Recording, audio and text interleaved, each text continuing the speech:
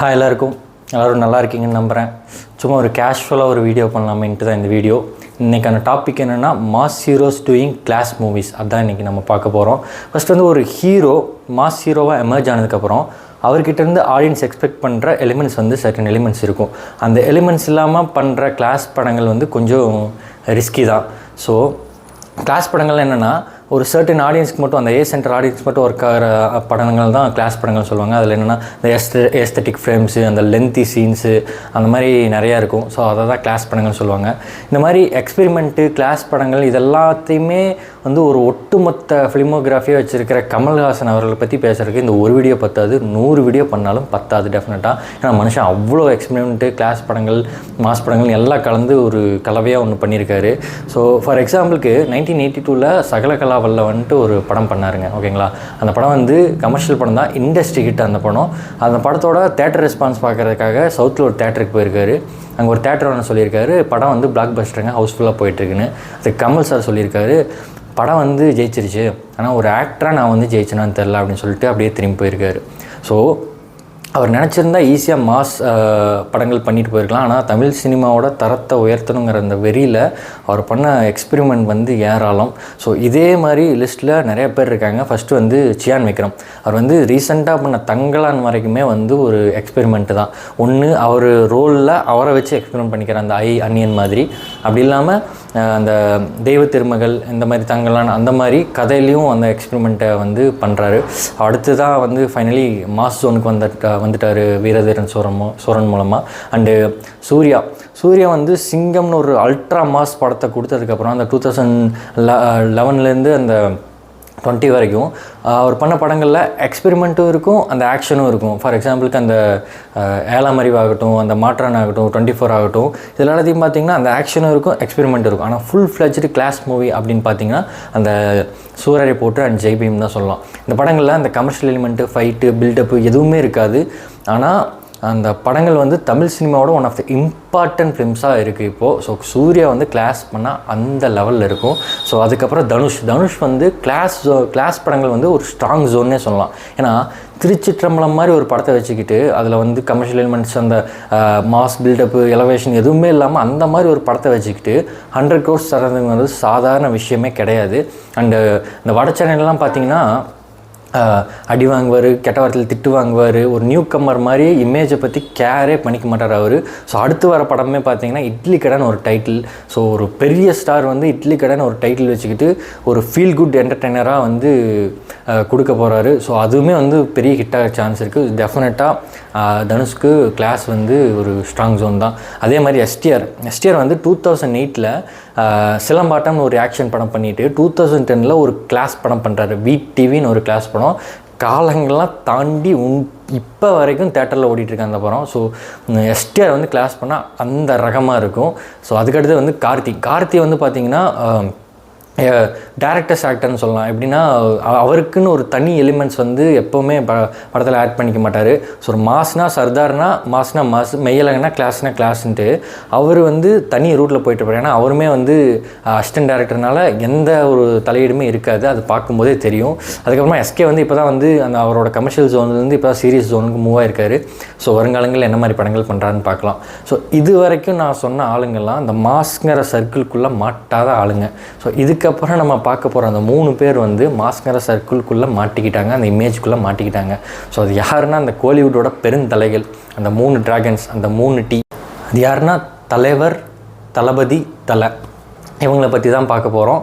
And first வந்து தலைவர் வந்து எப்படின்னா ஆரம்ப காலகட்டங்களில் 6லேருந்து 60 வரை முள்ளும் மலரும் அந்த மாதிரி படங்கள்லாம் பண்ணியிருக்காரு. ஆனால் 80s full and full mass படங்களாக பண்ணிவிட்டு 1991 தளபதின்னு ஒரு படம் பண்ணாருங்க. மொத்தமாக அவரோட ஜோன்லேருந்து கம்ப்ளீட்டாக வேறு மாதிரி இருக்கும். அவர் சொன்ன அந்த ஆடியோ லான்ச்சில் சொன்ன அந்த ஸ்டாக் எக்ஸ்ப்ரெஷன்லாம் எதுவுமே இல்லாமல் மொத்தமாக எக்ஸ்ப்ரெஷன்ஸே புதுசாக இருக்கும். என்னோடய ஃபேவரட் பர்ஃபார்மன்ஸ்னு தலைவரோட தளபதின்னு தான் சொல்லுவேன். இந்த எமோஷன்ஸ் எல்லாம் இப்போ பார்த்திங்கனாலும் ஒர்க் ஆகும், பின்னி பெடல் எடுத்திருப்பார் மனுஷன்.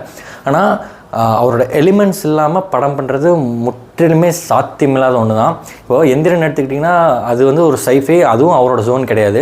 இன்ட்ரோவே பார்த்திங்கன்னா வசீகரனுக்கு சிம்பிளான இன்ட்ரோவாக தான் இருக்கும். ஆனால் படம் போக போக போக சூப்பர் ஸ்டார் படமாகவே அது மாறிடும். அந்த சிட்டி 2.0 வரும்போது சூப்பர் ஸ்டார் படமாகவே மாறிடும். அதே மாதிரி கபாலியும் பார்த்தீங்கன்னா அந்த ஒய்ஃபை தேடி போகிற போர்ஷன்ஸ் எல்லாமே வந்து ஒரு கிளாஸ் ஜோனில் தான் இருக்கும். அதுலேயும் வந்து பர்ஃபார்மன்ஸ் பின்னிருப்பார். ஆனால் அவருக்கான எலிமெண்ட்ஸும் அந்த படத்தில் இருக்கும். சேம் வந்து வேட்டையனில் பார்த்தீங்கன்னா அது ஒரு இன்வெஸ்டிகேஷன் த்ரில்லர் தான். இன்டர்வல் பார்த்தீங்கன்னா ஹீரோ மேலே தப்பு இருக்கிற மாதிரி ஒரு இதில் தான் வந்து முடிச்சிருப்பாங்க. அதெல்லாம் வந்து ஒரு டிஃப்ரெண்ட்டான ஒரு ட்ரை தான். ஆனால் அந்த மாஸ் எலிமெண்ட்ஸ் மட்டும் அந்த 3J லெவல் கரெக்டாக பண்ணியிருந்தாருன்னா இன்னுமே பெட்டரான படமாக வந்திருக்கும். ஸோ தலைவருக்கு வந்து அவரோட எலிமெண்ட்ஸ் இல்லாமல் படம் பண்ணுறது சாத்தியமே இல்லைன்னா அவ்வளோ ஒரு லார்ஜர் தன் லைஃப்பை வந்து அவர் எமர்ஜ் ஆகிட்டார். ஸோ அந்த வரிசையில் தளபதி விஜய் அவர் வந்து ஒரு மாஸ் ஹீரோவாக எமர்ஜ் ஆனதுக்கப்புறம் அவர் பண்ண கிளாஸ் படம்னா காவலன்னு சொல்லலாம். அதில் வந்து அதுலேயுமே வந்து பார்த்திங்கன்னா இன்ட்ரோ இருக்கும், ஃபைட் இருக்கும், டூயட் இருக்கும், எல்லாமே இருக்கும். ஆனால் வந்து அவரோட ரோல் வந்து செம்ம கிளாஸாக இருக்கும். அதே மாதிரி ஃபுல் ஃப்ளெஜ்டு கிளாஸ் படம்னு பார்த்திங்கன்னா டெஃபினட்டாக நண்பன் தான். அதில் வந்து ஃபைட்டு எதுவுமே இருக்காது, பில்டப்பு எதுவுமே இருக்காது. பட் ஃபுல் ஃப்ளெஜ்டு கிளாஸ் படம் கடைசியாக அவர் பண்ணது டெஃபினட்டாக நண்பன் தான். அதுக்கப்புறமா பார்த்தீங்கன்னா அவர் வந்து அந்த ஃபார்முலாவை கிராக் பண்ணிட்டாருன்னு தான் சொல்லலாம். ஏன்னா கத்தியில் பார்த்தீங்கன்னா அந்த கிராமத்தில் வர போர்ஷன்ஸ் எல்லாமே வந்து செம்ம கிளாஸாக இருக்கும். ஆனால் இந்த பக்கம் பார்த்தீங்கன்னா கதிரேசனுக்கான கேரக்டரில் ஃபுல்லாக அவருக்கான எலிமெண்ட்ஸ் மாஸாக இருக்கட்டும், அந்த சாங்காக இருக்கட்டும், அந்த ரொமான்ஸாக இருக்கட்டும், காமெடியாக இருக்கட்டும், எல்லாமே இந்த சைடு பேக் பண்ணியிருப்பாங்க. ஸோ ஒரு மாஸ் ப்ளஸ் கிளாஸ் பேக்கேஜ் தரும்போது மிகப்பெரிய பிளாக் பஸ்டர் ஆகுது. ஸோ அதே ஃபார்முலாவை அவர் வச்சுக்கு அதை கிராக் பண்ணிக்கிட்டு பாக்ஸ் ஆஃபீஸ்லேயும் கன்சிஸ்டண்ட்டாக அவர் வந்து பர்ஃபார்ம் பண்ணிட்டே வந்திருக்காரு. ஸோ 2021 அந்த மாஸ்டர் பார்த்திங்கன்னா அது வந்து அவரோட கமர்ஷியல் ஃபார்மில் இருக்கிற ஜோன் கிடையாது. ஆனாலும் அந்த ஜேடிங்கிற கேரக்டர் வந்து என்ன சொல்கிறது, ஒரு டிஃப்ரெண்ட்டான ட்ரை தான் டெஃபினட்டாக. அந்த படத்துலேயே பார்த்திங்கன்னா வில்லனுக்கு தான் அதிகமாக இம்பார்ட்டன்ஸ் இருக்கும். அதையுமே வந்து சூப்பராக கேரி பண்ணி அந்த படமே வந்து செம பெரிய பிளாக் பஸ்டர் ஆச்சு. லோக்கி வந்து அவரோட எலிமெண்ட்ஸே வந்து தளபதி எலிமெண்ட்ஸே வந்து ஒரு டிஃப்ரெண்ட்டாக கொடுத்து அவர் ஒரு டிஃப்ரெண்ட்டான ஒரு டிரான்ஸ்ஃபர்மேஷன் கொடுத்துப்பார் அவருக்கு. ஸோ அதே மாதிரி பீஸ்ட் வந்து பார்த்திங்கன்னா அதுவும் அவரோட கமர்ஷியல் ஃபார்மேட் கிடையாது. என்னென்னா அந்த வாரிசு மாதிரி அந்த ஆக்ஷன் காமெடி சாங்ஸ் அந்த மாதிரி எதுவும் கிடையாது.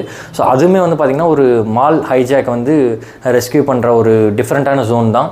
அது வந்து ஆடியன்ஸ் கிட்ட ஒரு நல்ல வரவேற்பு இல்லைனாலும் அவரோட ஸ்டார்டம்னால படம் வந்து ஹிட் ஆச்சு. சேம் வந்து லியோவில் பார்த்தீங்கன்னா ஒரு ஃபர்ஸ்ட் ஆஃப் ஃபுல்லாமே வந்து அண்டர் ப்ளே தான். ஒரு நார்மல் ஃபேமிலி மேன் வந்து எப்படி ஃபைட் பண்ணுவானோ, எப்படி ரியாக்ட் பண்ணுவானோ அப்படி தான் வந்து பண்ணியிருப்பார். அதுவும் வந்து அவர் கமர்ஷியல் ஜோன் கிடையாது.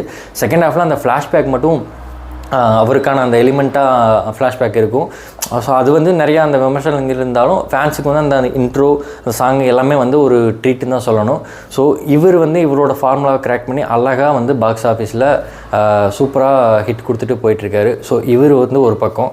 அதுக்கடுத்த வந்து ஏகே வந்து பார்த்திங்கன்னா ஒரு லார்ஜர் தன் லைஃப் ஹீரோவாக எமர்ஜ் ஆனதுக்கப்புறம் அவர் பண்ண அந்த கிளாஸ் படம் வந்து நேர்கொண்ட பார்வை. அதுக்கப்புறமா வந்த இந்த படம் வந்து விடாமுயற்சி. ஸோ இதில் எல்லாமே பார்த்திங்கன்னா அவரோட எலிமெண்ட்ஸ் வந்து எதுவுமே இருக்காது. கதைக்கு என்ன தேவையோ அது மட்டும் வந்து பண்ணியிருப்பார். ஸோ விடாமுயற்சியிலலாம் பார்த்திங்கன்னா வந்து இந்த ஃபஸ்ட் ஹாஃப்ல எல்லாமே வந்து அவரை போட்டு ரேகிங் பண்ணுவாங்க. என்னடா ஏகேயை போட்டு ரேகிங் பண்ணிட்டுருக்கீங்க அப்படிங்கிற மாதிரி இருக்கும். ஒருத்தனடானா பூமரும்பா, இன்னொருத்தனடானா முட்டி போட்டு முடியை பிடிச்சி ஆட்டிகிட்டு இருப்பான், இன்னொருத்தனடானா லூசு பயம்பான். இது வந்து அந்த வடிவேல் காமெடியில் வரும்ல,